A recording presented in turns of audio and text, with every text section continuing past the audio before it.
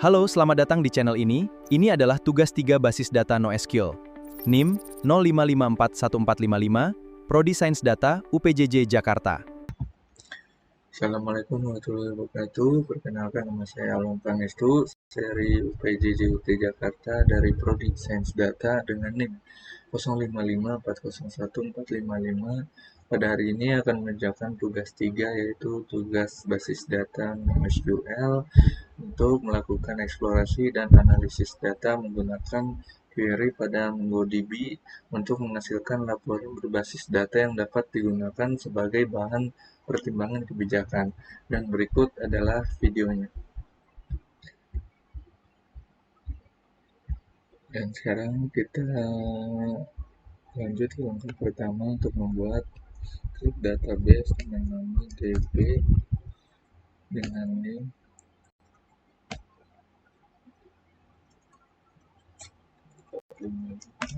tugas 3. Collection name kita gunakan nama energi. Sini karena saya sudah mencoba yang melakukan import tidak bisa, kita menggunakan input manual. Sini kita langsung, sini sudah saya melakukan input manual ya dengan kode yang sudah saya siapkan sebelumnya.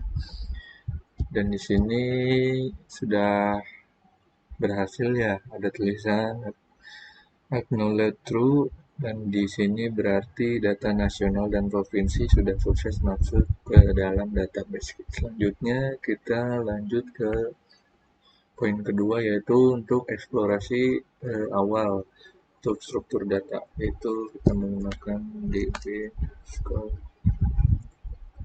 energi find one.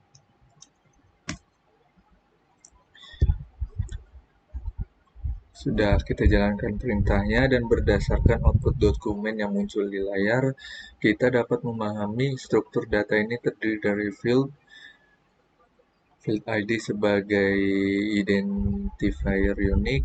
Di sini ada field wilayah, provinsi, tahun, ketersediaan energi nabati, energi hewani, ketersediaan, terus ada satuan dengan kilokalori per kapita per hari, serta keterangan status angkanya. Selanjutnya kita ke poin D, yaitu tren total energi Jawa Barat.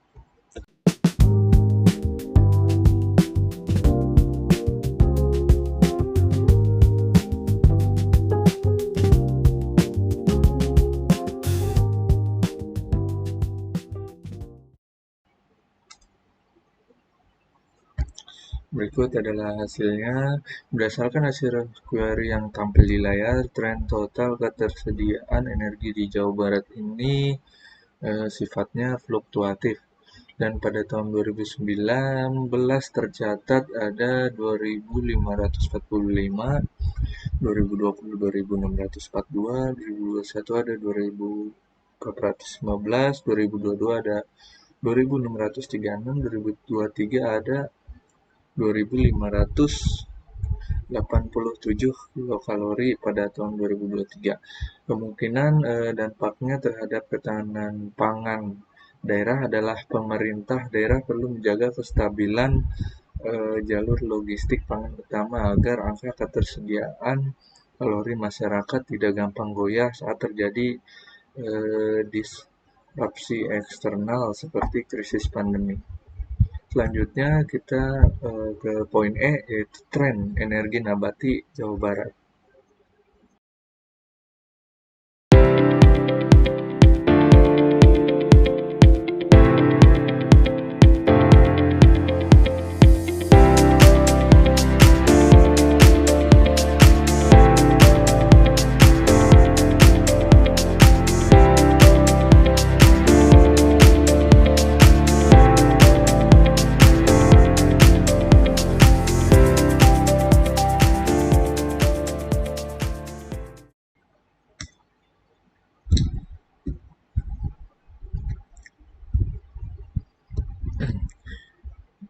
Dan berikut adalah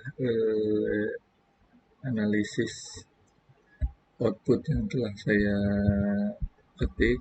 Di sini ada tahun 2019 untuk ketersediaan energi nabatinya ada 2328, 2020 ada 2434, 2021 ada 2164, 2022 ada 2366, 2023 ada 2323 kilokalori.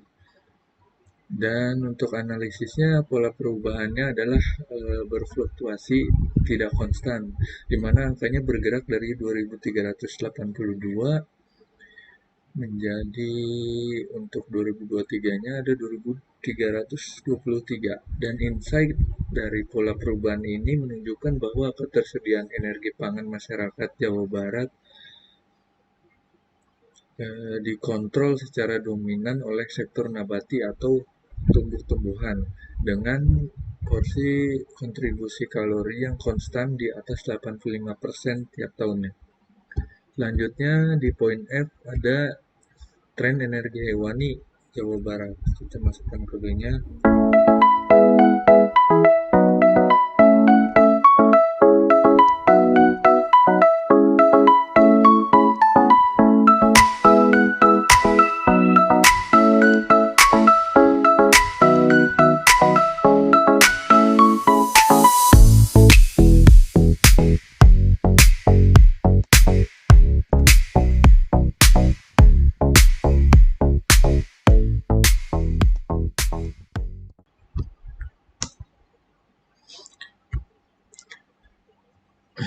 Dan berikut adalah hasil output dari ketersediaan energi hewani.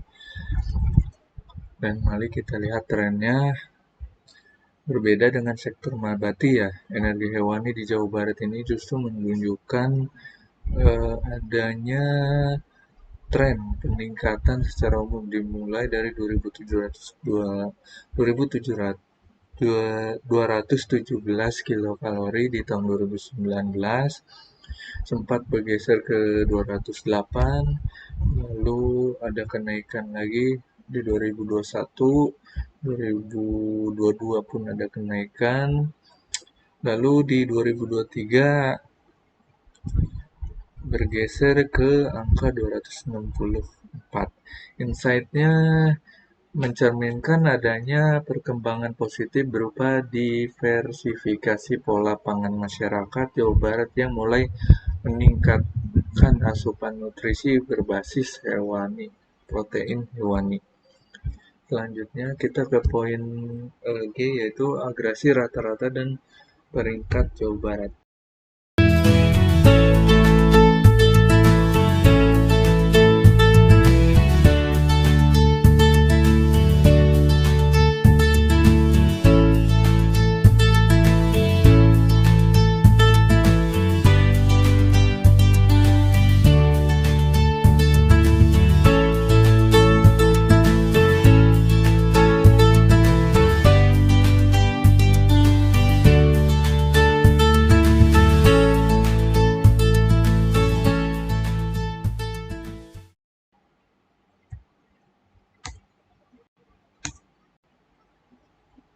Dan ini adalah hasilnya dari untuk poin G, saya melakukan analisis rata-rata ketersediaan energi menggunakan framework agresi.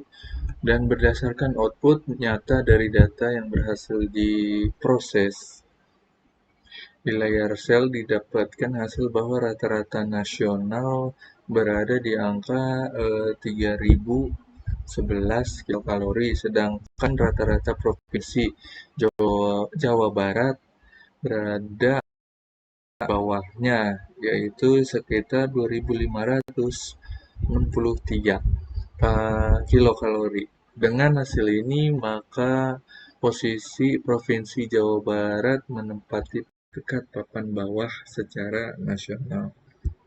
Dan maknanya dalam konteks ketahanan energi pangan adalah meskipun Jawa Barat memiliki jumlah populasi yang sangat besar, ketersediaan kalorinya, pangan per kapitanya pun masih tergolong rendah. Jika dibanding rata-rata nasional, ini menjadi sinyal kebijakan yang penting bagi pemerintah daerah untuk memperkuat kedaulatan pangan dan memperlancar distribusi pangan komoditas utama. Dan mungkin sekian dari seluruh rangkaian demonstrasi program dan laporan hasil analisis data menggunakan MongoDB Kompas untuk memenuhi penugasan praktikum tugas 3 basis data NoSQL ini. Seluruh query dan poin A hingga G telah berhasil dieksekusi dengan baik dan kurang lebihnya mohon maaf. Wabillahi taufiq wal hidayah. Wassalamualaikum warahmatullahi wabarakatuh.